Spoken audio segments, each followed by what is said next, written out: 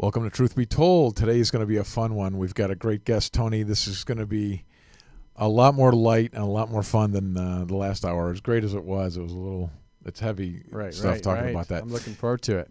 This guy has spent 20 years doing groundbreaking research into ghosts, UFOs, all kinds of paranormal areas. He is so busy, I can't believe how much stuff he's done. You can hear him on Coast to Coast as a correspondent on Coast to Coast AM, and he's also been on Travel Channel, Discovery Channel, History Channel, National Geographic, et cetera, et cetera. He's one busy guy, Tony. He, besides all this paranormal research he does, he's got books, he's got online classes, he does tours, haunted tours. He does the Cryptic Society. He had a radio show. And last but not least, we can barely get through one show a week, maybe two shows a week. He's got a daily podcast. I can't wait to ask him how he does one of these a day. Please welcome to the show, Joshua P. Warren. Hey, thank you, Captain Ron. It is a great honor and privilege to be with you, my friend. We are really excited about having you here. How do you do a daily show, a podcast? How's that possible? Well, I live the paranormal, so it's not hard for me. I mean, the hard part is cutting it off, because I can just go on and on and on. And, I've been self-employed since I was 18 years old, and my life is immersed in all of the weird and strange and mysterious phenomena. And so all I do is say, here's what I'm up to today, and it turns out people love to hear it. I love how you're able to actually do. Me and Tony sit here and talk about this stuff, but you actually do the research yourself. You actually have like a team of guys, right? You guys test some of these things in labs and whatnot, right? That's right. I have a museum in Asheville, North Carolina. That's where I was born. It's called the Asheville Mystery Museum. We have a laboratory there. And to me, it's very important to take things that you find in the field and adapt them into lab experiments. And I think our crowning achievement was our research on the Brown Mountain Lights, these mysterious multicolored balls of light seen floating around this ridge in the middle of nowhere in the Pisgah National Forest for over 100 years, possibly hundreds of years. And we took all that and we adapted it into lab experiments that ended up making the cover of a science journal in 2004. And I'd like to see more of that in the paranormal world, taking what's in the field and, reducing it into something in the lab. It's awesome. It's awesome. And I saw that video. You had video from being there at Brown Mountain. Oh, yeah. Well, Brown Mountain is a spectacular phenomenon. You have to be really lucky to experience the Brown Mountain Lights. And basically, we were talking a bit off air about the fact that you have these plasmas that are in the upper atmosphere, and we never get to see those things. Maybe a pilot or an astronaut gets to glimpse them. But I think here on Earth, we have places like Brown Mountain that have special geological conditions, and they produce similar plasmas. Now, that is not at all to dismiss the other paranormal reports from the area, because there are people who say, look, we have seen phantoms here, we've had UFO abductions, we've had psychic experiences. I think that the Earth is just a big active electrodynamic machine, and there are certain places where electrical energy in particular, is sort of conducted to the surface, and you have as a byproduct this phantasmagoria of other weird experiences that come from either the way that manipulates the laws of physics or how we perceive things when our brains are subjected to these extraordinary electromagnetic fields. What do you think could be causing this? Could it be like grid lines? Is it the height of the mountain? What do you think's behind why this occurs in this location? Well, Brown Mountain itself is kind of like a big capacitor. So what that means is, when I was just in middle school, I used to be the geeky kid who did the science demonstrations where I would take out like a Tupperware container and I would put aluminum foil on the outside and the inside and charge it up and make all the kids hold hands and then shock the hell out of them, Awesome. And Brown Mountain is like a big capacitor. It has layers of conductive and non-conductive material. So you have magnetite and iron and ferrous stuff, which is layered with big, huge. I'm talking huge layers of quartz crystal, Wow. which, quartz is a non-conductor, but it does have an interesting relationship with electricity, because if you apply electricity to quartz, it vibrates, or if you put stress on quartz, it produces electricity. So anyway, long story short, this mountain has layers of conductive and non-conductive material. It's got tunnels running all through it. It rains, mineralized water flow through, and the water charges up the layers. And sometimes I think these layers discharge at very interesting angles. Hmm. And once in a while, you get to see what appears to be an independent ball of light, even though that light is actually part of a much larger system that's happening there at the site. See, and Tony, you thought that was a UFO. I knew it. Well, Now, do you think that that's what's going on with the Marfa lights in Texas, or do you think that's a separate thing altogether? Well, in 2012, I was a cast member on a show called Paranormal Paparazzi that aired on the Travel Channel. And we did a whole season, and one of my fun things I got to do was go out to Marfa and investigate that phenomenon. Awesome. And of course, I'd always wanted to go there because I wanted to compare it to the Brown Mountain Lights. And what I found was that, in my opinion, Marfa is different. Marfa seems to be more of an optical illusion.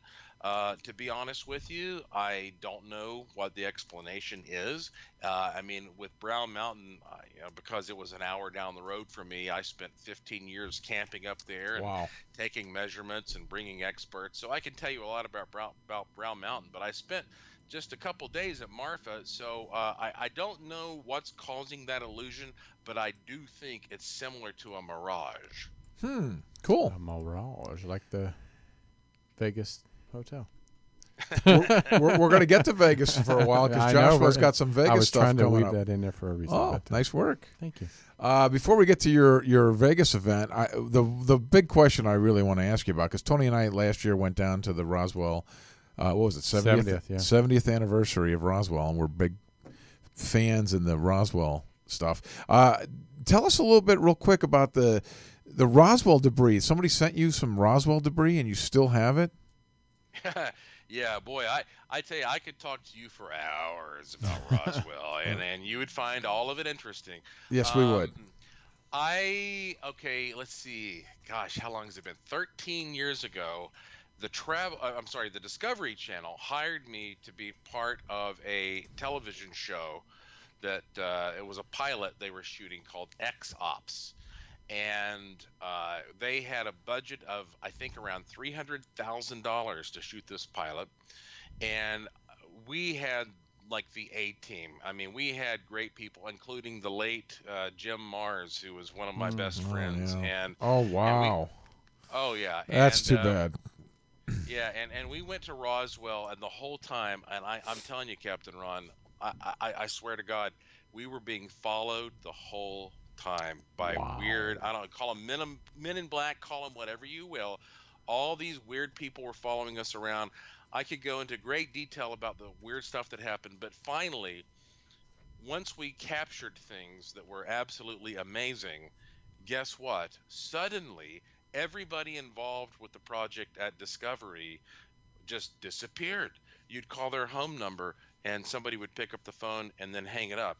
They all vanished. That footage is still in a vault somewhere in Silver Springs, Maryland. Yes. And I mean, this is a big story that has not been fully told. But because of my relationship with Roswell, I was contacted by a researcher named Charles Wade, who found some very weird debris in a recently dried up lake bed. And I think he contacted me probably about 10 years ago. And so he said maybe this has not been found after all these years because it was underwater. So he sent me all these samples of debris. And the first thing I did was go into the laboratory. Actually, I'll be honest with you. The first thing I did was go into my kitchen. Okay? And before I went to the lab, I went into my kitchen and I had a little Van de Graaff generator and I put a pie plate on top of it. And I took one of these pieces of debris and I put it on top of the pie plate, and that thing stood up and began to spin like crazy. and bounce up and down and levitate. I mean, it's so amazing. I shot footage of this I've seen and this. put it. I've seen this video. And oh well, I'm glad that you can verify what I'm saying here. I Yeah. put this on YouTube. I have people emailing me saying I hoaxed that. That was fake. And that was so, I mean, look, when I do my event in Vegas next month, which we'll get to, I'm sure, Yep. I am going to show everybody this. I've already done it at least once in public. But I have other debris that I've never revealed to the public that he gave me.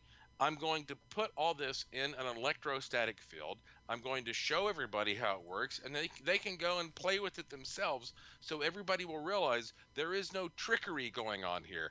And so this, I don't know where this debris came from originally, i.e., the stars or some kind of government technology or whatever. But this debris does remarkable things when it is excited within an electrostatic field, and I'm going to show everybody that next month. Now that's interesting. We've all always heard how the Roswell debris, it was like tinfoil that you could crumble up and it would by itself go back. Does it have any of those kind of properties? Have you noticed? No, it does not. This seems to be, I mean, similar to some kind of an aluminum compound. In fact, Charles Wade had it tested, and he said that it's aluminum mixed with a bunch of other things that could not be identified. So to me, it's kind of like DNA. Like, for example, you have somebody out there who says we have DNA we think came from Bigfoot, and then you go and you have it tested. Well, they don't have Bigfoot DNA in the comparison catalog, so all the best they can do is say Unknown. we don't know what this is. Right. So there are all these compounds that could not be identified, but aluminum is definitely one of them. Now, I have a quick question. Have you tried to cut? I know you don't want to, but have you ever tried to cut it or break it to see how easy or strong it is? Because I mean, he gave me about 10 pieces, and I have only taken one of those pieces that I have put on public display. I did it let's see, I guess a couple years ago. I took one of them out for an event I was doing with George Norrie in Asheville. But the rest of the pieces, the other 9, or there might be more than 10, I might have 12. The other pieces have never been revealed, and every single one of them, they are very strong and resilient, but they are flexible. But I've never seen anything like you read about in the descriptions, where you crush it up and then it just pops back out like maybe some kind of mylar or something. right. Yeah, it seems like, if you thought about getting it tested again, like, it seems like you could be holding, the answer here. If we could get it tested from the right people to verify it was some kind of a compound or whatever. Well, it's interesting that you bring that up, because I have spent most of the past 5 years in Puerto Rico. And that's because I operate the Bermuda Triangle Research Base, which is now going through a rocky stage because of the hurricanes. Oh, yeah. I'm sure. So, yeah, I was just, I just got back from there like 10 days ago, and it's still pretty bad in some of the areas there. And so that kind of took me out of the loop for a while. I discovered some amazing things while I was there. But now that I'm back and focusing more on the States, I think that maybe technology has progressed enough. It's time for me to find a new lab and do new testing. And if anybody listening to this program has a recommendation, I hope that they will visit my website and email me and let me know about it. I thought you were just asking, is anyone listening to this program? Because we were wondering the same thing ourselves. That is so. What else about Puerto Rico? I know you do the tours there, and I also know that you have a pet chupacabra. Is that true, or is Tony lying to me? Well, I have a wife. Does that qualify? Well, listen, I'll tell you about that off air, because I don't want to get in trouble here. In my museum, I have a skull that was taken from one of these towns near the El.E.M.U rainforest, kind of on us, where actually the term chupacabra originated. A lot of people don't realize that the actual word chupacabra, which means goat sucker, was invented in 1995 by a comedian who was making fun of the whole thing.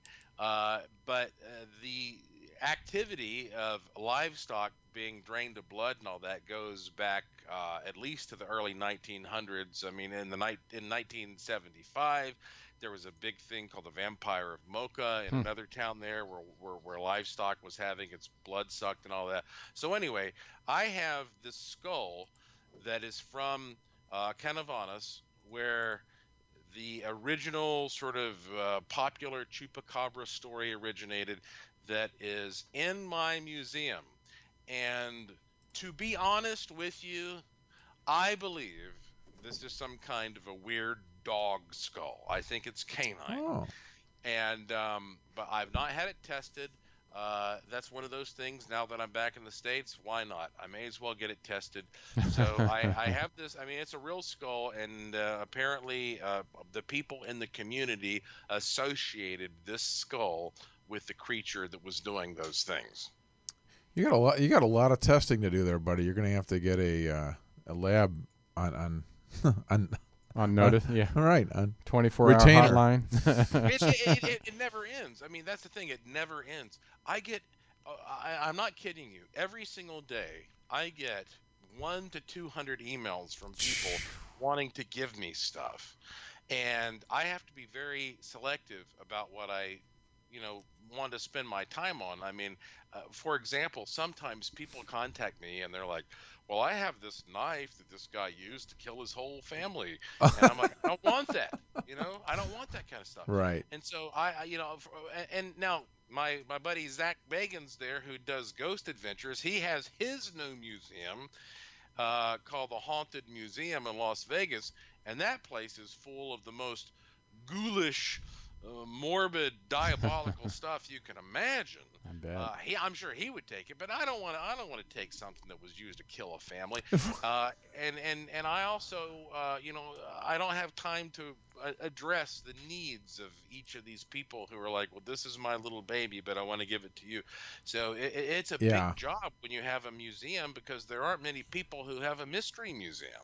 But it's nice that people come to you as like, if I had a piece of Roswell stuff, you're the guy to send it to. But how do you determine? Because if you get so much stuff, how do you determine what you really want to research and try to decide if this is genuine or not? Because I mean, I'm sure you get tons of stuff. How do you proceed to like say, okay, this might be something here, or this is just a bunch of crap?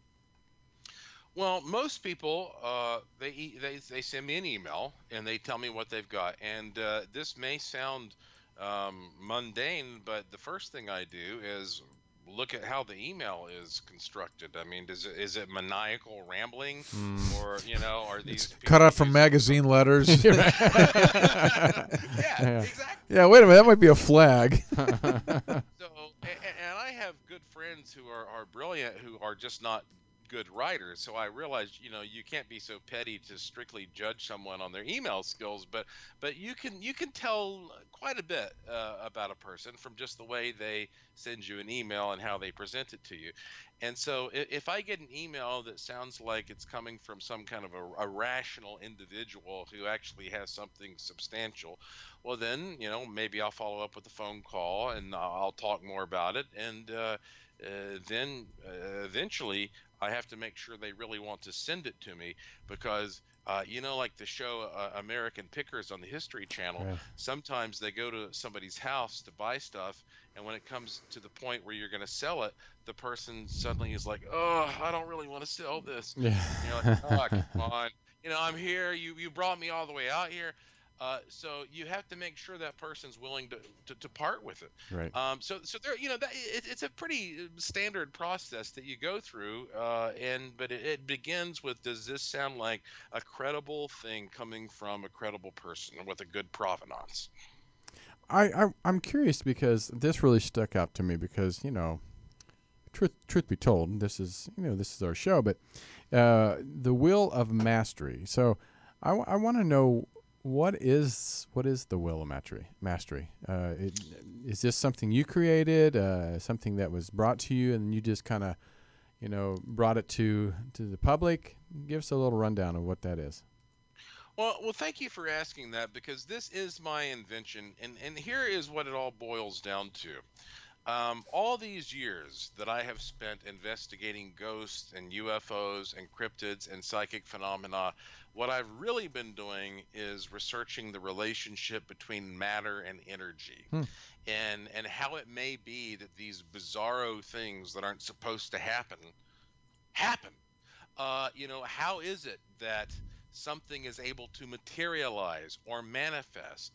And it's one thing to look into this field and say, oh, it's all spooky, it's all creepy stuff, but it doesn't have to always be that way. It can also be used as a form of understanding how you can manifest positive things, meaning like, a better relationship or a successful project or more money or whatever it is that's going to bring you some kind of a spiritual reward. And so I've always been interested in this idea of what many people call magic, that you can take the organic concepts of manifestation and you can learn, if you understand how a ghost is able to become some kind of an intangible thing that is suddenly tangible. Well, why can't you take an intangible concept and make that tangible and do something good for yourself? Like, what is the point of all this if it's not to improve humanity? And so I've been interested in the different approaches that people take to learning how to manifest things.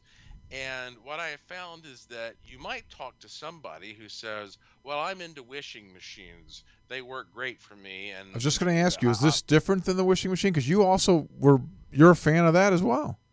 Well, of course, the wishing machine is this bizarre, exotic technology that works very well for some people, that makes their wishes come true. And maybe it's just the greatest placebo effect in the world. I don't know, but it works. And then you talk to somebody else who says, I don't like wishing machines because I don't like things with knobs and buttons and switches. And then you talk to somebody else who says, well, I prefer wands. And then you talk to somebody who says, nothing ever works for me. I've tried it all. This is all a bunch of bunk. And so I started this project years ago, where I figured, everybody's different. We all are unique. What if I could figure out a system where you sort of profile a person's personality and that individual's interests, and then you match that person up with a system, or the method, I should say, that works for that person. And so this became the Wheel of Mastery. So I have here 12 different personality types, and each personality type is matched with a technique that will ultimately lead to their ability to manifest things, which is what I call the KP, which is knowledge power. And so this is a brand new thing that I've created, and I'm going to be debuting this next month at my big event in Vegas. So that's what the Wheel of Mastery is all about. That's interesting, because a guy like me would say that the wishing machine is snake oil. Yeah. And, Sure. maybe another guy might think it does help them, their wishes come true. And how have you used it for yourself? Well, it's funny because I got my first quote-unquote wishing machine somewhere, I guess it was probably about 20 years ago. And now I am one of those guys who just likes to experiment with anything. If you send me something, I don't care if it's snake oil or not. I will try it out. Send him one of those little spinners you got on your desk. There you go. See if that keeps him busy for an afternoon. Oh my God, yeah. And I think that's the cool thing about being in my position, that even if something turns out to be complete nonsense, well, that's valuable because I can say this is nonsense. Knowledge is power. And so I got my first wishing machine, and without getting too deep into how these things work, you put a sample down there, kind of like you're practicing voodoo or whatever. You put a little voodoo sample down there. You go through this process of tuning the machine, and then you put it away. So I spent $300 on my first wishing machine, and so the first thing I wished for was my $300. Right. Because I'm being clever, right? So that was honestly, though, that was my first wish. And then within less than a week, I got a call from a big resort in my town called the Grove Park Inn Resort and Spa, and they said, we have a group of dentists who are doing a conference here, and they want somebody to talk for 45 minutes about legends in the area, and they are paying $300. Wow. And I was like, that's pretty coincidental. Hold on, And so, Joshua. Isn't that kind of like that secret, that you just wish it and it will come to you? Isn't that sort of, you could have done this without the machine? well, maybe. Obviously, everything is just in your mind, right? I Sure. mean, Right. what is your body? What is the external world? I mean, you could be a solipsist and say that everything is just a dream, and so But I think tools affect the mind, and they affect the way that we're able to do things. Hence, again, the placebo effect. I mean, you've got the people out there who have PhDs who are like, well, we can't explain why this works, but it works sometimes. And so I think like sometimes things work for you because you need to latch on to something that you feel comfortable with, that you understand. But all of it happens in the mind. It's all about the force. I wrote a book called Use the Force, A Jedi's Guide to the Law of Attraction. And so I think all that we're doing here is using different methods of tapping into what's already inside your mind. And then that's it. That's it. Yeah. It's this whole elaborate thing, and it changes your whole life. That's it. It's nothing. All right. Well, let's talk about this event coming up in May that you're gonna share all this stuff with. It's in Vegas. It's called Finding Your Magic, and I love how you incorporate fun in all this paranormal stuff because it can be kind of heavy, and we try to keep it later on the show when we can. And I think it's a great idea the way you actually have on the schedule Vegas time. We're going to talk about the paranormal, we're going to do these experiments, and then we're going to hit the tables. Yeah. Oh, sure. Well, again, what is the point of all this if it's not to enjoy life? To have Bingo. fun, to enrich yourself, and you have all these people out there who are exploring all of this unusual phenomena and taking it so seriously that they're missing the forest for the trees sometimes. Sure. Right. And so my whole point of view is, look, it's fun to learn new things. It's fun to explore. It's fun to see cool stuff that most people don't get to see. And Vegas is the entertainment capital of the world. So when I said, hey, I'm going to produce an event in Vegas, which I've never done, by the way. I mean, this is my first big, huge event in Las Vegas, and I am putting all my resources into it. I mean, this thing is going to be fantastic. I hope both of you will be there, and then we'll talk later about how I can get you there. But this is going to be a life-altering experience, and I know that it's easy to say that, but I say that with 100% confidence. I have discovered some really cool stuff that I'm going to be sharing with everybody. And when you come to Vegas, I want this not to just be some kind of grueling workshop or whatever. No, it's 3 days where you get to sit there and you get to see things that are possible that you never thought were possible before. You're going to win money in the casinos. You're going to go out and you're going to have fun. You're going to get to handle some of the Roswell footage pieces. Yeah, absolutely. I'm only allowing 100 people to be there, total. And so that means that everybody is going to be able to get together with me. We're going to play with this footage. You're going to now See, I'm repeating what right. I I mess up, and it's like one of those things. Turn the dials down on that wishing machine a little bit.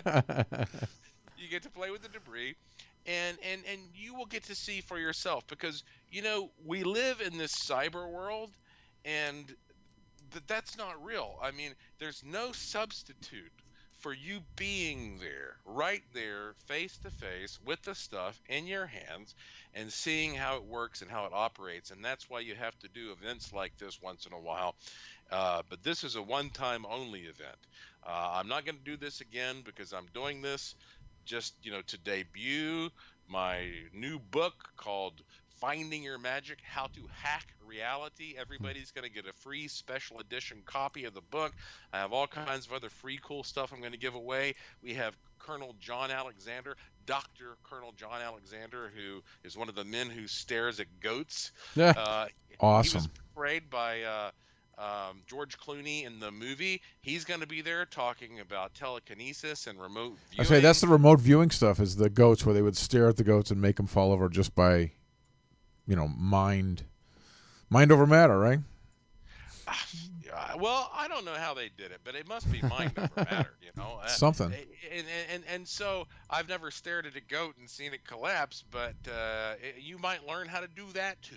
Uh, so, but the whole thing is it's designed to be truly a life-altering experience that will be fun on various levels. And so, look, all the details, if you don't mind, may I give out my Yeah, website? Please, please give everything you Okay. need to give out. Just go to youwillmanifest.com, youwillmanifest.com, and you'll see the whole itinerary. There's a video there of me explaining everything.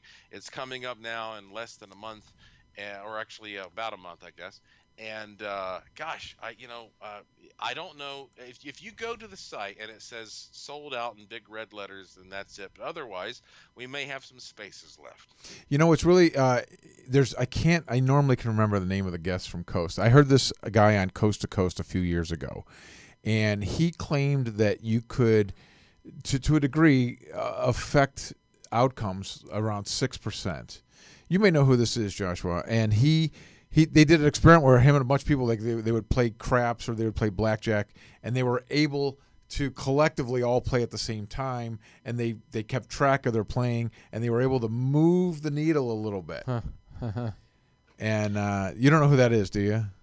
Well, there are a number of people who've done stuff like that. Yeah. Dean Radin is one of those people Yeah. with the Institute of Noetic Sciences. But here's what everybody should understand.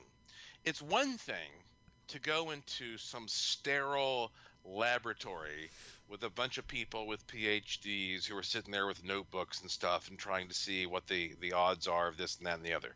When you walk into a Vegas casino, they don't give a crap about you. Okay, well, all No. they want to do is take your money, right? So if you can walk into a Vegas casino and you can beat them, that's real psychic ability. That is real world tangible ESP at work. Yep. And that is where my laboratory for ESP is, because I know when I go into those places, there's no BS. If I can go in there and beat the odds, then I have proof. And I beat the odds over and over and over again, and I'm going to show everybody how I do it, and they're going to do it by the time they leave this event. Yeah, listen, if you break even, then you've already beat the system. Right. I mean, that's the answer. It really is. Well, still, why don't you talk a little bit about that? You talked about the book, the Hack Reality. How's this new system help people? Well, what it really does is it helps everyone who reads the book examine themselves. I have a few questions because you are the only person who really knows who you are. You mean Like, you can Tony have- specifically, or do you just mean in general? Because Tony has no idea I who have he is. no- That's what threw me. At 48 years old, I still don't know who I am. It's one thing to have some, doctor, Dr. Hannibal Lecter sit down in front of you and interview you about who you are, because you're never going to be completely honest with another person about who you are. I think it's impossible. I think that you're always going to sanitize what you say or what you feel, and that is a part of being a human in a civilized society. So what you do is you have to select yourself. And so I've created a system here where questions are asked that you ask yourself, and nobody else is involved. You are the only person involved in this process. You ask yourself these questions, and then you start to learn things about yourself that you never thought about before. And then you take these things that you learn about yourself, and then you apply them to these 12 different personality types. And you find the best fit. It doesn't have to be perfect, but you find the best fit, and then that fit will lead you to the introduction. You can be a scepter, a claro, a PK, a nameseer, a spellcaster, a dowser. I mean, I have a list of these things, and this is going to be the foot in the door that works for you, because I hate it when people say, I have wanted to get involved in manifestation, but it didn't work for me, so boom, I turned my back on it. they turn their back on it because they picked the wrong way to enter. I'm showing everybody the right way to enter, and once you enter it properly and you realize what you can actually do, well, then your world expands and you suddenly say, my God, I can manifest things, and then your life changes. And that is what this Finding Your Magic event is going to show people. And I'm going to be I right love it. there to take full responsibility and say, this is real. It's a scientific approach to the secret, kind of. Yeah. I love it. And I've worked with many psychic mediums over the years. Some of the top, James Van Prague and Shar Margolis, and John Edward. And I'm curious because most everybody on this planet has some sort of a intuitive ability. So to create your own magic, I love that what you're doing, because finding your magic is in magic and intuitive, and it's part of our everyday life. And I'm curious how, for those people out there that, like you say, that don't believe that they can manifest, or my life sucks and then da. How can you kind of do either a remote viewing technique or something that people can do at home, or to kind of enhance their own abilities? Is there anything that you can kind of give a little snippet of what you've been learning over the years? Well, sure. Well, one of the easiest things to do, especially when it comes to remote viewing, is I would ask everybody to just clasp their hands together. So, you two fellas, All right, clasp I'm your hands together. We are classed. Get your hands off mine. And Yeah. now, which one of your thumbs is on top? Left. Right. Okay. All right. Well, people who have their left thumb on top tend to be better remote viewers. Thank you.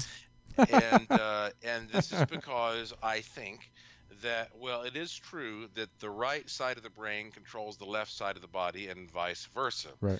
And it seems like the people who have more of a right brain control end up with their right thumb. Or let me. This Right, gets on confusing top. for me. Yeah, right. You end up with your with your left thumb on top if the right brain is controlling your body. And so what you really want to do is say, okay, I already have a proclivity for this. Now, if your right thumb is on top, then maybe remote viewing isn't for you. Okay, so that's a very Sorry, simple Captain thing. Ron. I'll be down at the craps table. You guys fool around with this remote viewing stuff. Now the next tip I would give you is, okay, let's say you're at a roulette wheel. And let's keep this simple for the sake of this podcast and or radio show, or however this thing is broadcast. Let's say you can pick red or blue. I'm sorry, red or black. Okay. Okay. So let's say red or black are your options. Now, the average person might sit down there at the roulette wheel and fixate on red or black, but that is exactly the opposite. You don't want to do that. That's Right. opposite of what you should do. Right. You want it to go away. What you want is to instead associate black with something that is not usually associated with a roulette wheel. So you might look over and you might associate black with a glass of beer at the bar. And you might associate red with a flower in the corner. So instead of thinking of red and black, you're now thinking of a glass of beer or a flower. And so now you are removing the conditioning that is associated with your brain in terms of red and black. And so you start then using your imagination before the wheel spins, and you close your eyes for a second. Some people don't need to do that, or you might look up, you might look somewhere else. And you see what flashes in your mind, and you say, does it look more like a glass of beer or a flower? And when you do that, suddenly you start getting it right, because you're dipping into the imaginative part of the brain that is the part that can transcend space and time. So just like you can remember what happened in the past, you can also quote unquote remember what's going to happen in the future. And so when you're looking into the future, these are the images that you're able to glimpse. And so This is a technique called associative remote viewing, where you are able to use the brain's power of imagery without being stuck into the confines of the traditional red and black. And so these are some very simple kinds of techniques that anybody can use, and you don't have to be at a roulette table. Anybody listening to this can sit down with a quarter and flip it 10 times, and you can do the same thing. Instead of red and black, substitute heads and tails. So you associate heads with your television, and you associate tails with a sponge or whatever, and then before you flip it, you think, is it going to be a TV or a sponge, and you'll be amazed how your success rate goes up. This sounds Wow. awesome. This really sounds awesome. I thought you were going to go a completely different way. Like if you think of black, well, then you're trying to get black, and you don't. That's amazing to separate it completely like that. Actually, somebody told me this years ago, and I actually believe this, that they say the universe doesn't hear negative. So, Oh. so when you say, I don't want an unhappy life, I don't want to be poor, I don't want a person in my life, blah, blah, blah. But what the universe hears is, I do want. So it's kind of the same thing. It's in your mind, you're asking for what you want, but it's actually asking for the opposite. That's very Well, cool. you know, it's kind of like if I say to you right now, don't think of a pink elephant. Right? You know, it's like what just happened. Right, of course. Well, with the So, tutu. so negatives just don't work. Period. You know, because those are meaningless words. Whatever image you create is what you're going to see, and then what you see affects what's going to happen. I mean, it's easy to believe that the mind is some kind of, Casper the Friendly Ghost that doesn't interact, like you go to hug him and you slip right through him, but that's not true. If I think right now I want to move my right arm, well, my right arm moves. Now physicists hate that, because how did that happen? I said I want my arm to move, and suddenly chemicals in my brain shot electrical signals down my arm, and something physical happened. Right. So this shows you that the mind has physical power, and the question becomes, how far does that physical power extend?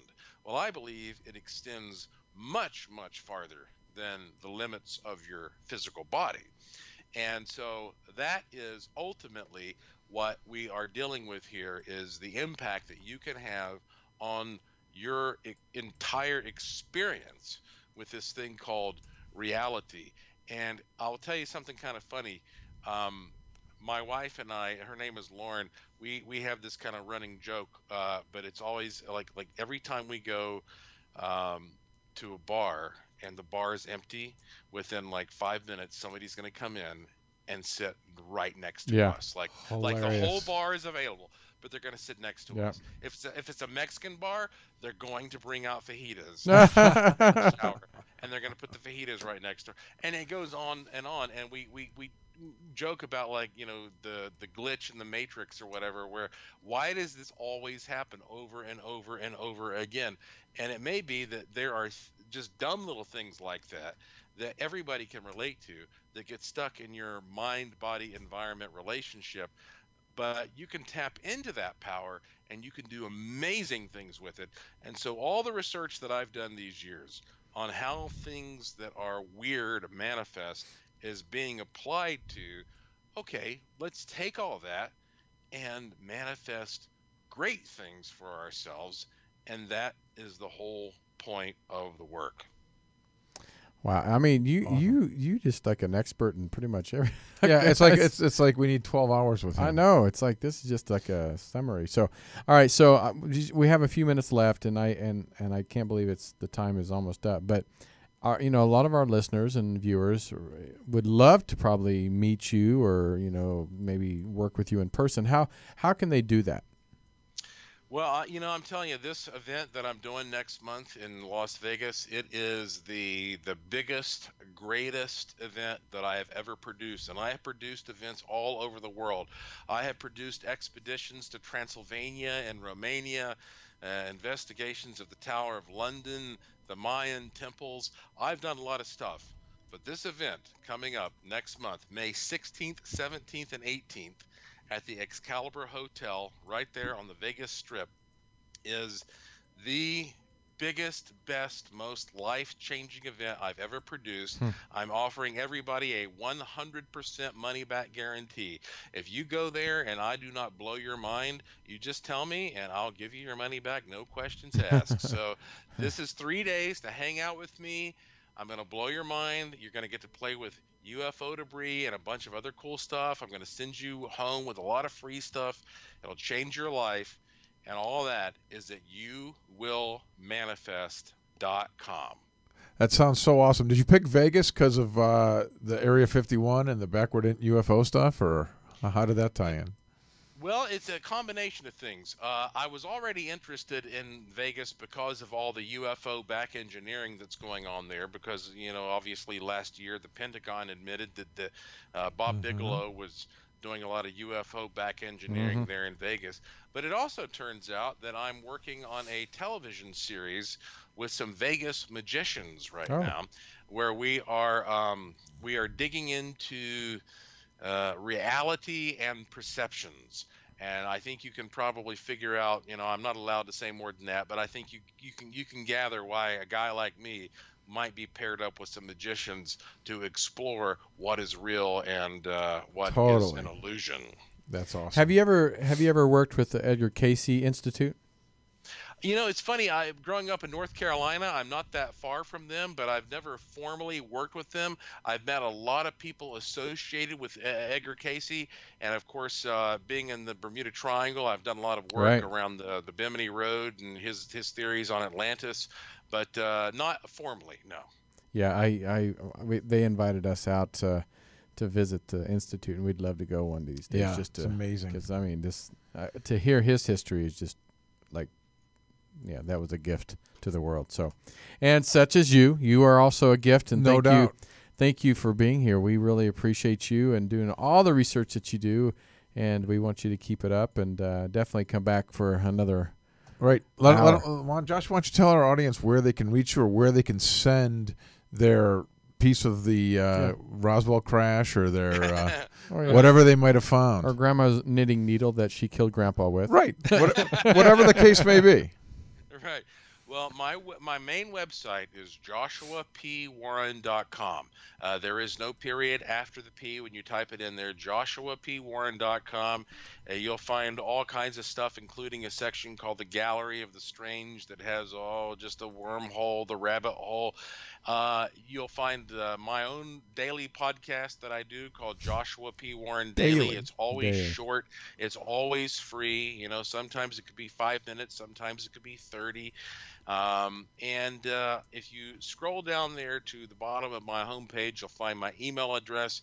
And I read every single email. I can't always reply because I get so many, but I do read every single one. So you'll find wishing machines. I got a really cool curiosity shop there with custom made products and just whole 9 yards at joshuapwarren.com. Awesome. Well, thank you so much. Please go see him in Vegas in this coming May. And we want to thank him for joining Truth Be Told. And please go to his website, joshuapwarren.com. And if you want to drink tea, where should they go, Tony? GetTheTea.com. GetTheTea.com. Some of the best tea you'll ever have, and it's going to be very healthy for you. You're going to feel great. You're going to lose weight. And we want to recommend you go over there. We use it. If we make it out to Vegas, we'll bring some of that. We Get will. the tea, and we'll share it with the. Well, and so please support our sponsors. We love that. And Joshua, thank you so much for joining us. Hey, thank you guys. It's been a wonderful experience, and I look forward to talking to you again soon. You got it. Thanks, buddy. All right, take care. Also, you'll find Tony and I will be at Contact in the Desert June 1 through 4 at Indian Wells for Contact in the Desert, which we always love. Very excited about that. And then 2 weeks later, we're at Alien Con in Pasadena. That's the 15th through 17th. I mean, you can't beat the summer like that. This is an unbelievable week, 2 weeks for this world. All right. Until next time, we see you on Truth Be Told. I'm Tony Sweet. Captain Ron. All right. Bye.